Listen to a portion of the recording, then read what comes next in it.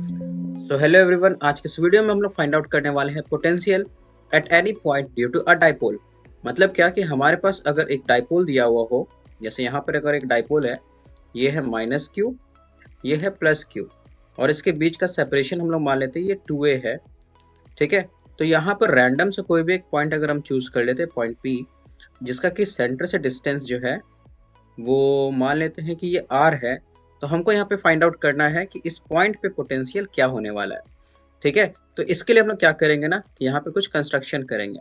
क्या कंस्ट्रक्शन करेंगे, एक लाइन जो है यहाँ पर इसको ए नाम दे देते हैं, ये बी नाम अगर है तो ए से पी को हम लोग ज्वाइन कर देंगे और यहाँ पर बी से पी को ज्वाइन कर लेंगे। ठीक है, अब एक परपेंडिकुलर यहाँ से ड्रॉ करेंगे इस पर, इसका नाम हम लोग दे देते हैं एन, और एक परपेंडिकुलर लाइन यहाँ पे ड्रॉ कर देते हैं। इसको अगर आगे बढ़ाए तो ये ओ है, तो इस ओपी को अगर आगे बढ़ाएं तो यहाँ पर एक परपेंडिकुलर लाइन ड्रॉ करती है जिसका नाम हम लोग एम दे देते हैं।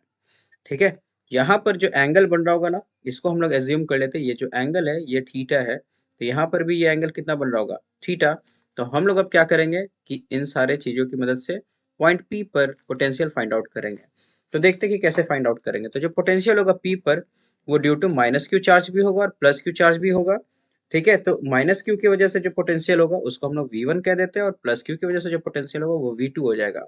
तो यहाँ पर जो हमारा टोटल पोटेंशियल हो जाएगा V1, वो कितना हो जाएगा, -1/4πε0 इंटू क्यू बाई डिस्टेंस। ठीक है, जब हम लोग इलेक्ट्रिक फील्ड निकालते थे तो उस समय क्या करते थे, डिस्टेंस का स्क्वायर रखते थे, बट पोटेंशियल के लिए हम लोग क्या करते हैं, सिर्फ डिस्टेंस रखेंगे। यहाँ पे जो डिस्टेंस है, तो यहाँ पे डिस्टेंस जो है वो PA है, प्लस V2 जो है वो क्या हो जाएगा हमारा 1/4πε0 इंटू क्यू बाई PB।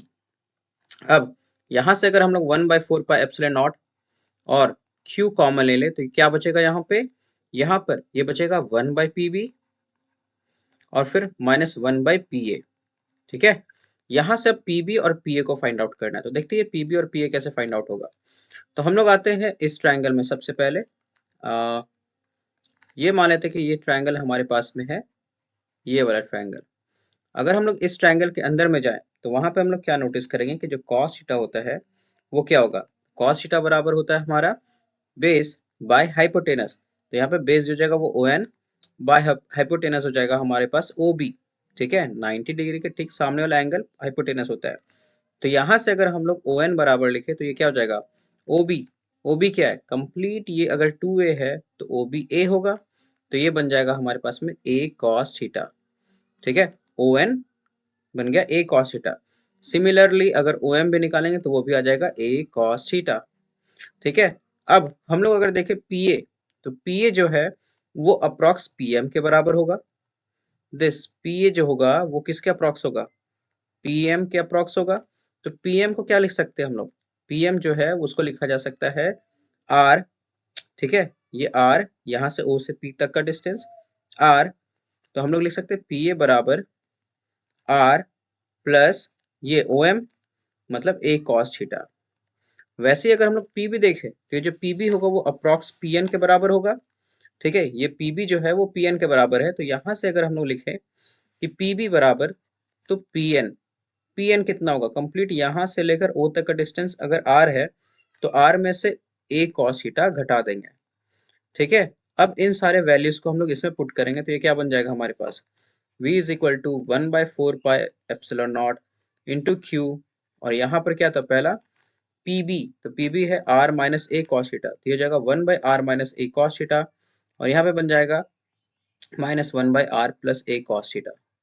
ठीक है, अब यहाँ पर हम लोग सिंपली क्या करते हैं कि इसको सिंप्लीफाई करेंगे, तो ये 1/4πε0 क्यू, एलसीएम लेंगे तो ये क्या होगा, ये दोनों का मल्टीप्लीकेशन यहाँ पे, तो ये A plus B into A minus B into A plus B है, तो क्या बन जाएगा A का स्क्वायर माइनस B का स्क्वायर। तो ये टर्म आ जाएगा हमारा, और ऊपर जो चला जाएगा ये बनेगा R plus A cos theta minus R, और ये माइनस मल्टीप्लाई होगा तो ये प्लस A cos थीटा।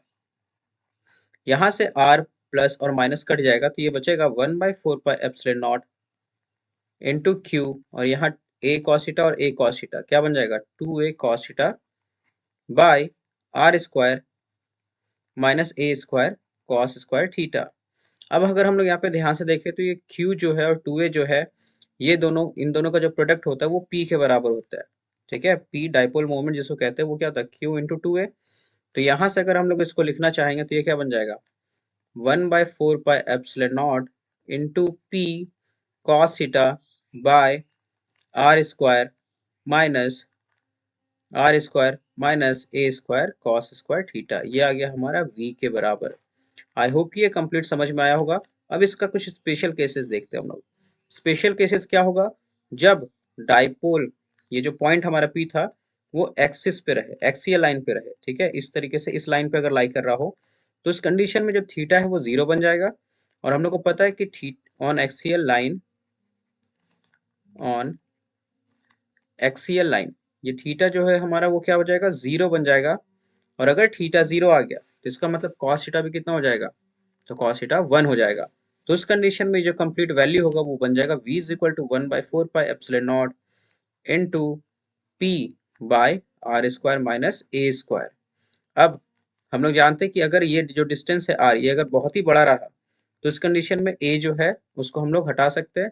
मतलब r जो है उसके कंपेरिजन, आर स्क्वायर के कंपेरिजन में a स्क्वायर अगर बहुत छोटा रहा तो उस कंडीशन में जो पूरा टर्म बनेगा ये बनेगा 1/4 pi epsilon naught into P by r square. ये बन गया हमारा किसके लिए, फॉर एक्सियल लाइन। वैसे ही अगर इक्वेटोरियल लाइन रहा तो क्या करेंगे, तो यहाँ पर अगर डाइपोल हमारे पास में है और इक्वेटोरियल लाइन ये रहा तो इस कंडीशन में जो हमारा यहाँ पर थीटा होगा वो कितना हो जाएगा, 90 डिग्री। इसका मतलब कॉस थीटा कितना हो जाएगा, कॉस थीटा 0 डिग्री हो जाएगा। और उस वाले कंडीशन में हमारे पास में जो v आएगा, v ऑन इक्वेटोरियल लाइन, वो क्या हो जाएगा, ये हो जाएगा हमारा 1/4 पाई एप्सिलॉन नॉट इंटू, यहाँ पर क्या था p cos थीटा, और p cos थीटा कितना हो जाएगा, p इंटू 0। और नीचे वाले टर्म में भी 0 आएगा तो ये कंप्लीट टर्म हमारा 0 बन जाएगा और इक्वेटोरियल लाइन पे जो पोटेंशियल होगा वो 0 हो जाएगा। सो आई होप कि ये कंप्लीट डेरिवेशन समझ में आया होगा। अगर कोई डाउट है तो प्लीज कमेंट सेक्शन में बताएं। मिलते हैं नेक्स्ट वीडियो में, तब तक के लिए take care and good bye.